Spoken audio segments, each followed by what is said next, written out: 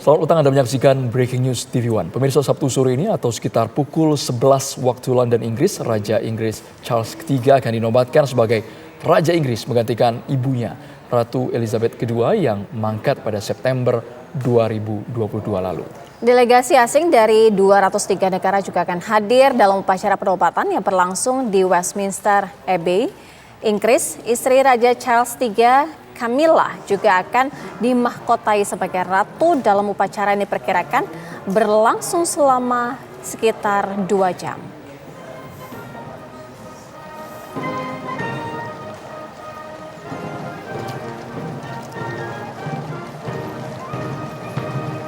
Berdasarkan informasi Istana Buckingham, ada sekitar 2.200 tamu undangan yang terdiri dari keluarga kerajaan, kemudian perwakilan internasional dari 203 negara. Hadir pula pemenang hadiah Nobel, kemudian perwakilan agama, dan juga kepala negara serta menteri luar negeri dalam acara penobatan Raja Inggris Charles III. Inilah parade yang bisa kita saksikan bersama. Diprediksi ada sekitar 2.200 tamu yang terdiri atas keluarga kerajaan, kemudian perwakilan internasional dari 203 negara. Selanjutnya pemenang hadiah Nobel, perwakilan agama, dan juga kepala negara serta menteri luar negeri. Selain itu, pangeran dan juga putri Wales, Pangeran William dan Catherine Middleton disebut akan hadir bersama dengan anak-anaknya. Lalu ada juga sosok Pangeran George, Putri Charlotte, dan Pangeran Louis. Demikian pula dengan kedua adik Raja Charles III, yakni Pangeran Edward dan Putri Anne dari Edinburgh.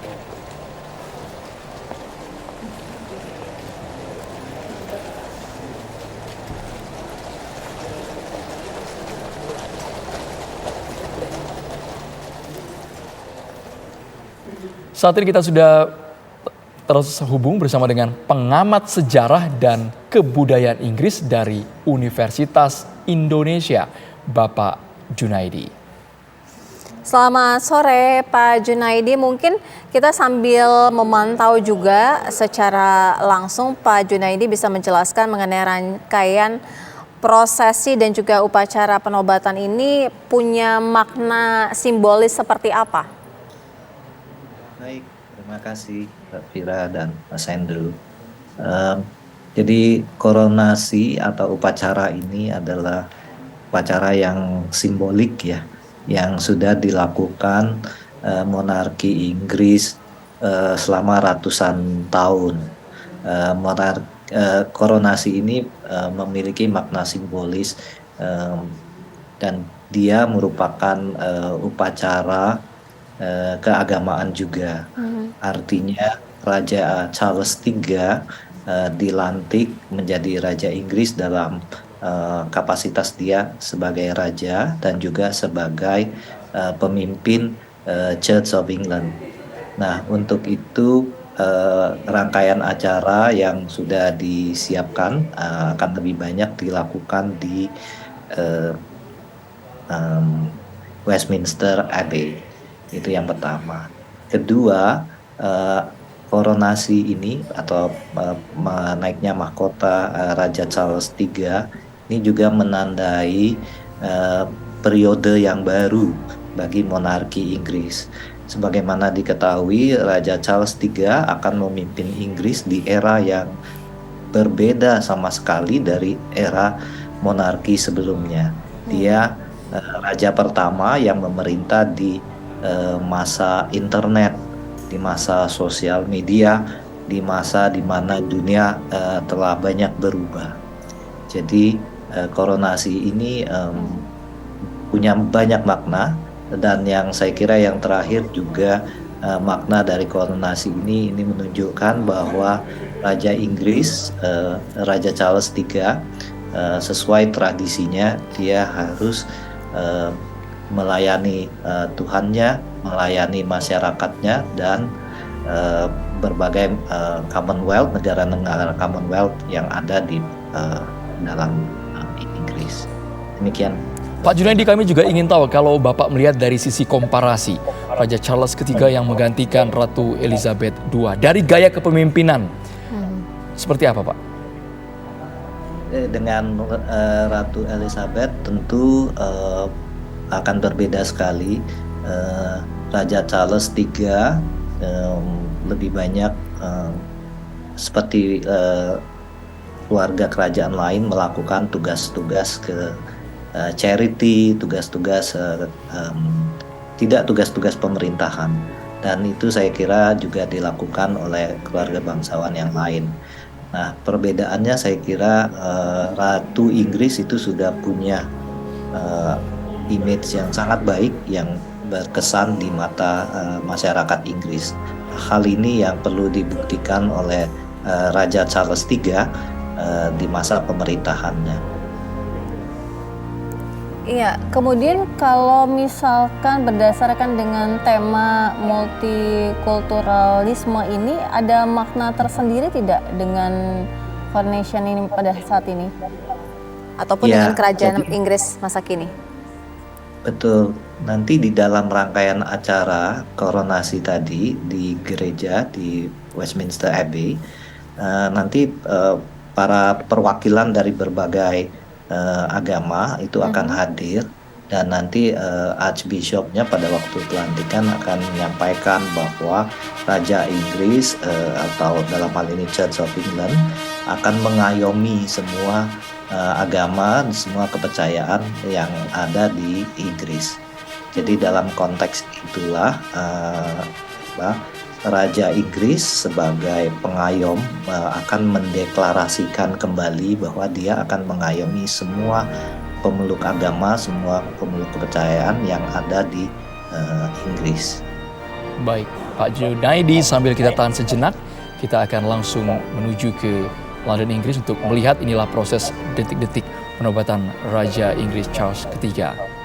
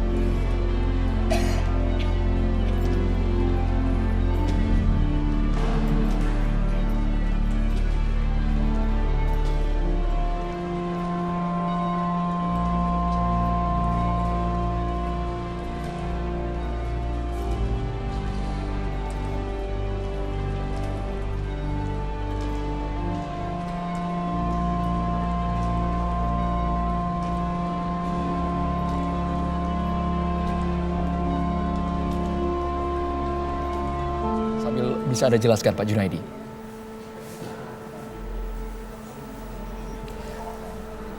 Halo Pak Junaidi, masih tersambung bersama kami?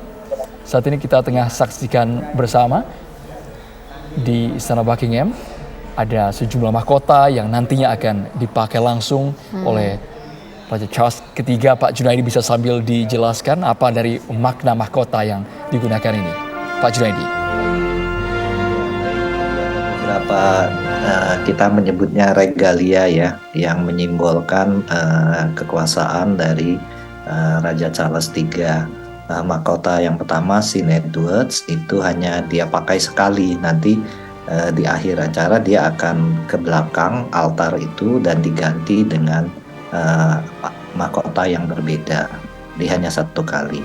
Selain itu dia juga akan memegang semacam bola dunia begitu, yang menyimbolkan dunia Kristen, karena Raja Inggris adalah kepala dari Church of England. Kemudian dia juga akan memegang satu semacam tongkat mahkota yang menyimbolkan dia pemegang kekuasaan dan juga pemegang keadilan. Nah, ada satu lagi yang ada burung merpatinya, itu juga menyimbolkan dia pemimpin agama. Jadi Raja Inggris memegang 3 simbol ini ya, untuk menunjukkan kekuasaan dia, simbol dia sebagai monarki Inggris. Namun perlu dicatat di dalam konteks monarki Inggris, Raja Inggris tidak menjalankan pemerintahan sehari-hari. Itu dilakukan oleh Perdana Menteri. Baik, terima kasih pengamat sejarah dan kebudayaan Inggris dari Universitas Indonesia, Bapak Junaidi, sudah bergabung bersama kami dan menjelaskan mengenai sejarah dalam prosesi penobatan Raja Inggris Charles III dalam Breaking News TV One. Selamat sore.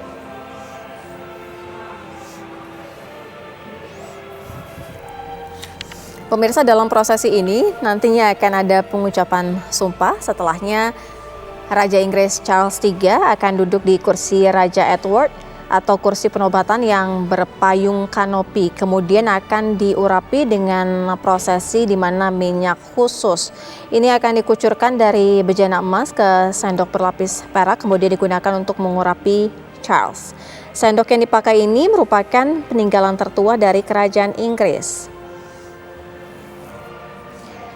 Namun meski begitu, prosesi ini sepertinya satu-satunya bagian dari upacara yang sebenarnya tidak bisa akan dilihat oleh publik secara luas. Memang selama pengurapan ada istilahnya minyak krisma yang akan dituangkan ke sendok penobatan, dan ada potongan regalia penobatan tertua yang masih ada. Dan Uskup Agung Canterbury akan mencelupkan jarinya ke dalam minyak dan mengurapi Raja Charles di bagian kepala, dada, serta tangan.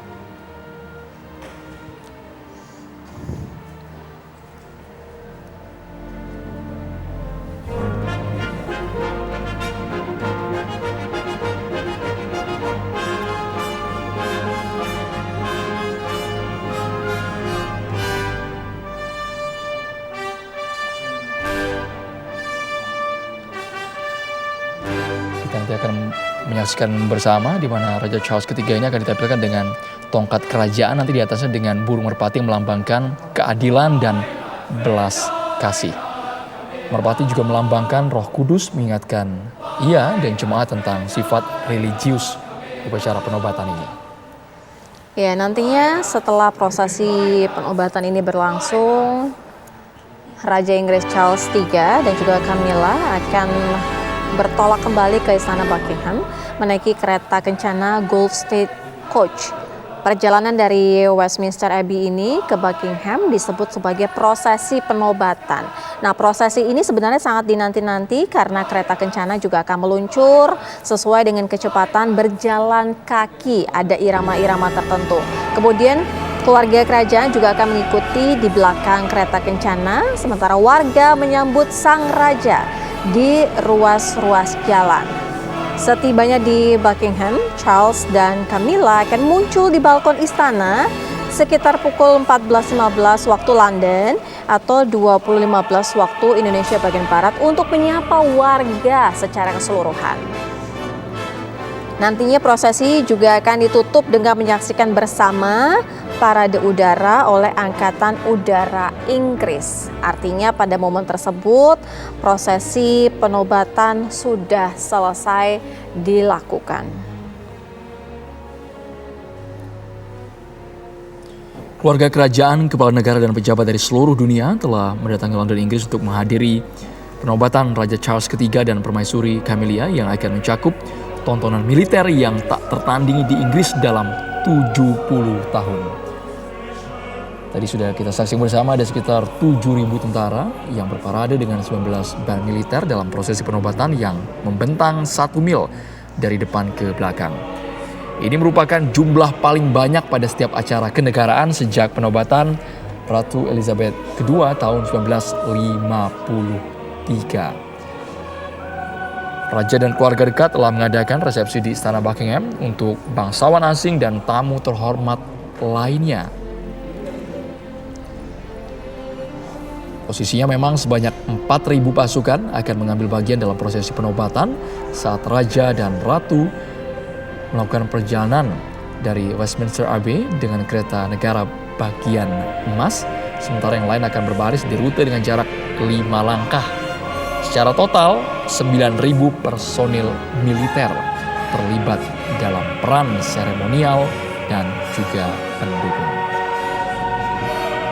Charles secara resmi menggantikan posisi Ratu Elizabeth II yang meninggal dunia pada 8 September 2022.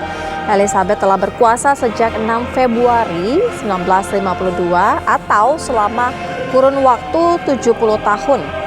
Acara penobatan ini akan berfungsi sebagai upacara peresmian status baru Charles sebagai kepala negara 15 wilayah persemakmuran termasuk Inggris.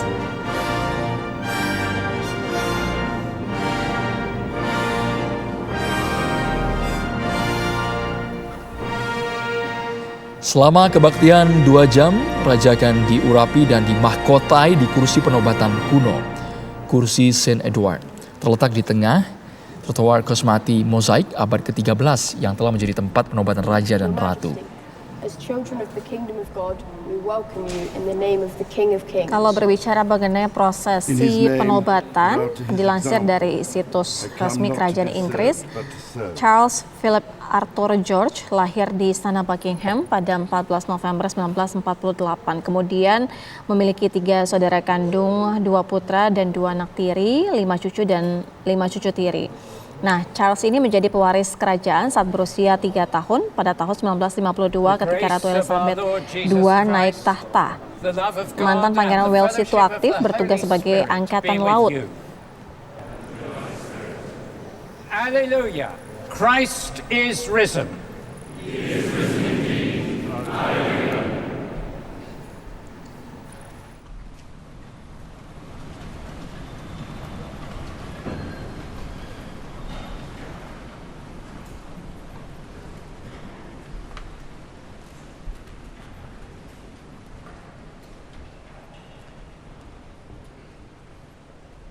Dearly beloved, we are gathered to offer worship and praise to Almighty God, to celebrate the life of our nations, to pray for Charles, our King, to recognize and to give thanks for his life of service to this nation, the realms, and the Commonwealth, and to witness with joy his anointing and crowning, his being set apart and consecrated for the service of his people. Let us dedicate ourselves alike in body, mind, and spirit to a renewed faith, a joyful hope, and a commitment to serve one another in love.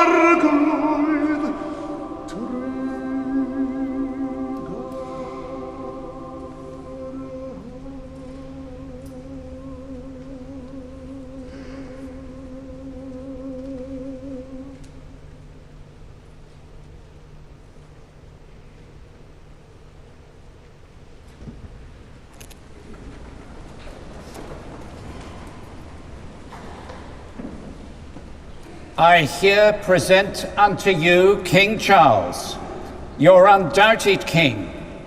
Wherefore, all you who are come this day to do your homage and service, are you willing to do the same?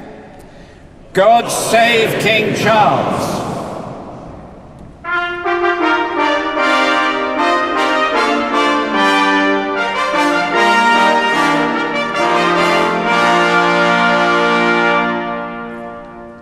I here present unto you King Charles, your undoubted king. Wherefore, all you who are come this day to do your homage and service, are you willing to do the same? God save King Charles.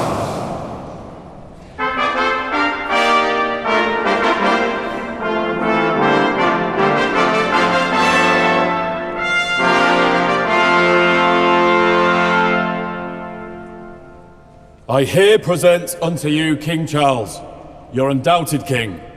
Wherefore all you who are come this day to do your homage and service, are you willing to do the same? God save King Charles.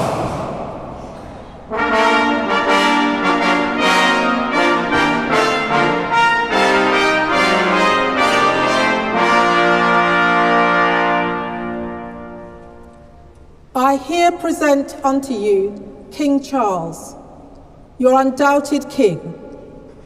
Wherefore, all you who are come this day to do your homage and service, are you willing to do the same? God save King Charles.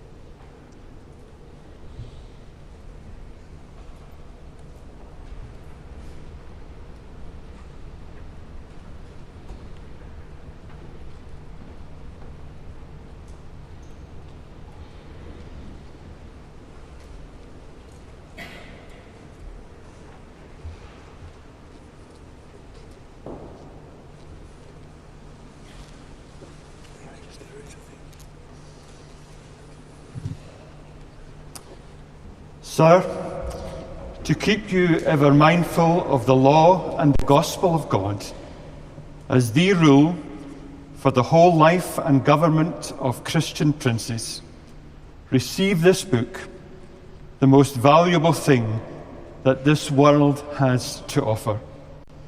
Here is wisdom. This is the royal law.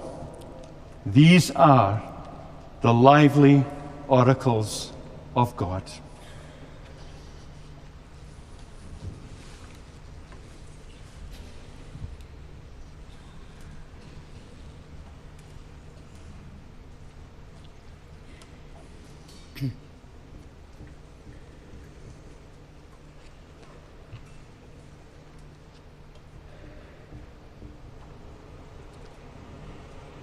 Your Majesty, the Church established by law, whose settlement you will swear to maintain, is committed to the true profession of the gospel, and in so doing will seek to foster an environment in which peoples of all faiths and beliefs may live freely. The coronation oath has stood for centuries and is enshrined in law. Are you willing to take the oath? I am willing.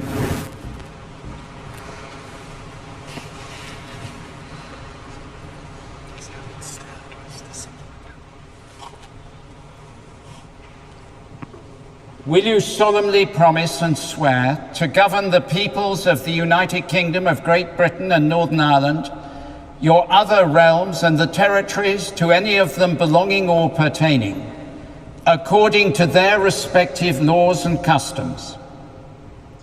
I solemnly promise so to do. Will you, to your power, cause law and justice in mercy to be executed in all your judgments? I will.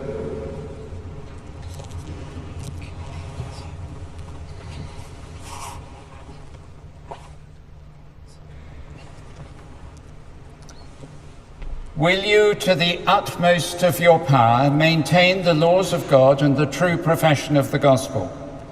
Will you, to the utmost of your power, maintain in the United Kingdom the Protestant Reformed religion established by law? Will you maintain and preserve inviolably the settlement of the Church of England and the doctrine, worship, discipline, and government thereof, as by law established in England? And will you preserve unto the bishops and clergy of England and to the churches there committed to their charge all such rights and privileges as by law do or shall appertain to them or any of them? All this I promise to do. The things which I have herebefore promised, I will perform and keep, so help me God.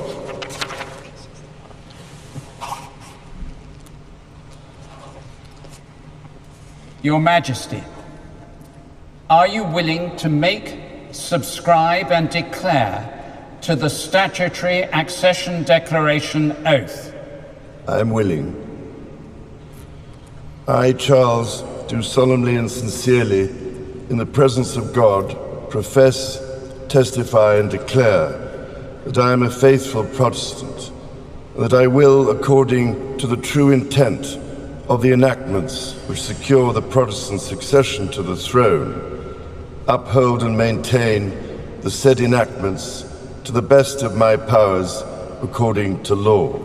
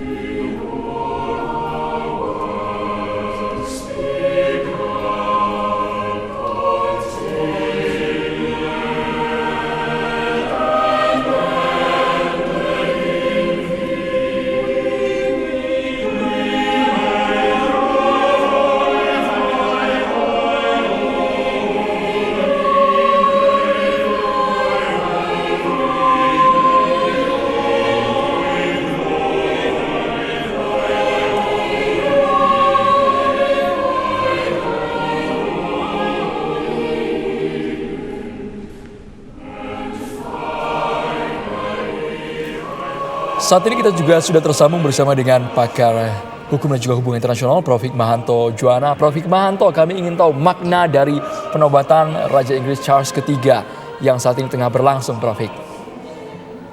Ya, sebenarnya ada 3 makna. Pertama adalah setelah wafatnya Ratu Elizabeth, tentu Raja Charles ketika itu sudah mengambil tampuk pimpinan, namun belum diresmikan. Jadi penobatan ini merupakan peresmian dari beralihnya kekuasaan dari Ratu Elizabeth kepada Raja Charles III. Karena pada saat itu tidak bisa dilangsungkan simultaneously, ya, secara langsung karena pada saat itu ada wafatnya Ratu Elizabeth. Kedua, ini menunjukkan bahwa proses keberlangsungan dari monarki Inggris itu tetap dipertahankan. Jadi suksesi ini menunjukkan bahwa kerajaan Inggris masih akan tetap berlangsung. Dan yang terakhir adalah ini merupakan selebrasi bagi masyarakat di Inggris karena mereka tidak ingin melewatkan momentum ini, ya, di mana Pangeran Charles yang kemudian menjadi raja dan kemudian sekarang hari ini dinobatkan menjadi Raja Inggris. Raja Inggris ini mereka tentu ingin melihat dan sepertinya mata dunia juga tertuju pada acara penobatan Raja Inggris ketiga ini. Demikian pandangan saya.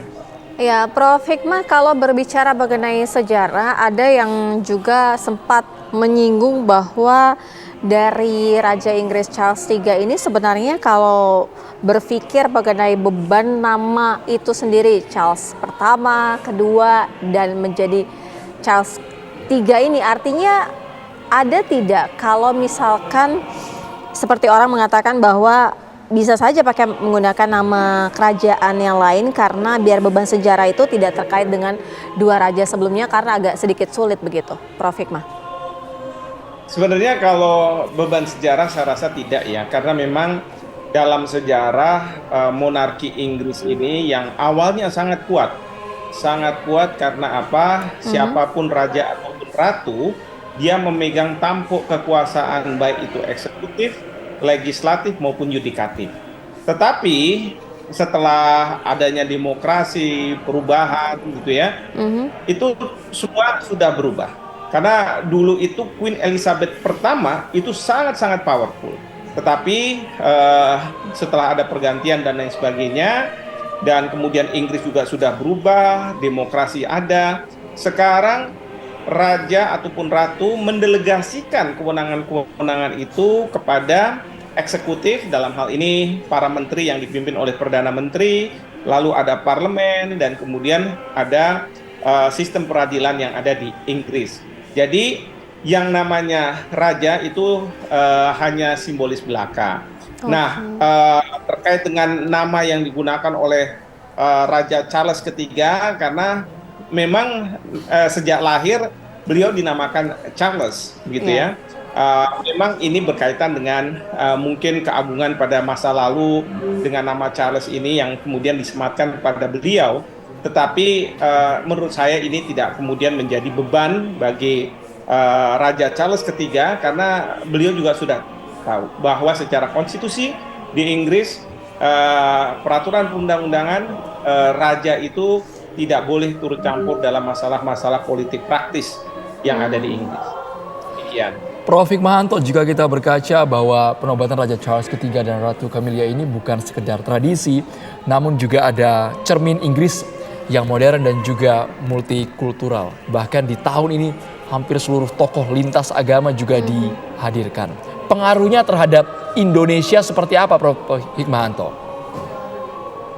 Sebenarnya secara politik tidak akan banyak pengaruhnya terhadap Indonesia karena hubungan antar kedua negara dijalankan oleh, dari sisi Inggris tentu Perdana Menteri Inggris dan Menteri Luar Negerinya, sementara dari kita tentu oleh Bapak Presiden. Nah, namun demikian Pangeran Charles ini kan punya perhatian yang sangat khusus terhadap masalah lingkungan hidup, masalah hutan, masalah satwa-satwa liar yang ada di hutan tersebut. Nah, ini yang kemudian mungkin bisa berdampak pada Indonesia. Artinya, Raja Charles III ini hadir di Indonesia, mungkin beliau akan mempunyai concern yang khusus. Seperti sewaktu beliau masih pangeran, datang ke Indonesia pada saat itu presidennya dijabat oleh Presiden SBY, beliau sangat concern terhadap masalah keberlangsungan dari hutan di Indonesia, satwa liar dan lain sebagainya. Dan ini tentu bisa diterjemahkan oleh pemerintah Inggris bahwa pemerintah Inggris perlu untuk membantu Indonesia dalam merawat hutannya, lingkungan hidupnya dengan berbagai bantuan, baik itu pengetahuan, finansial dan lain sebagainya. Jadi dalam konteks itu menurut saya mungkin Inggris di bawah Raja Charles III dapat berdampak positif bagi Indonesia. Baik, terima kasih Prof. Hikmahanto sudah bergabung bersama kami dan menjelaskan mengenai sejarah dalam prosesi penobatan Raja Inggris Charles III dalam Breaking News TV One. Selamat sore.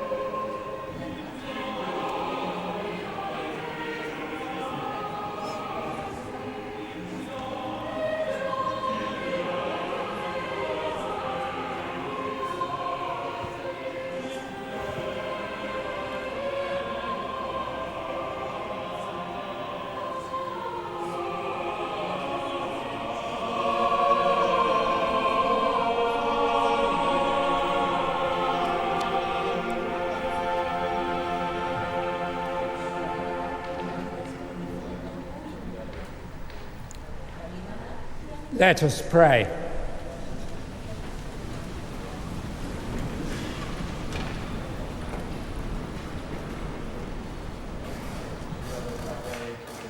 Usai sudah breaking news penobatan Raja Inggris Charles III yang baru kita saksikan bersama.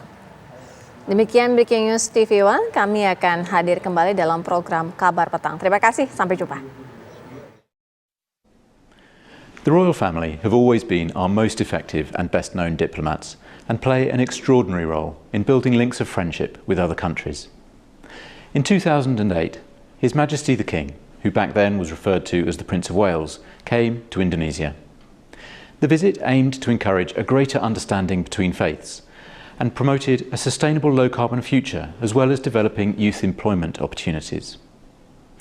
At the invitation of the then President, His Excellency Susilo Bambang Yudhoyono, the Prince of Wales gave the presidential lecture in Jakarta. During his time in Indonesia, he also had the opportunity to visit Yogyakarta and Jambi. His Majesty has worked closely with many organisations, publicly supporting a wide variety of causes relating to the environment, rural communities, the built environment, the arts, healthcare and education. Those challenges resonate strongly with what we do here. Our work and our partnership with Indonesia are defined by public service and international understanding, essential if we are to contribute to resolving those issues which the King has talked about so passionately. The coronation will be all the more special because of that.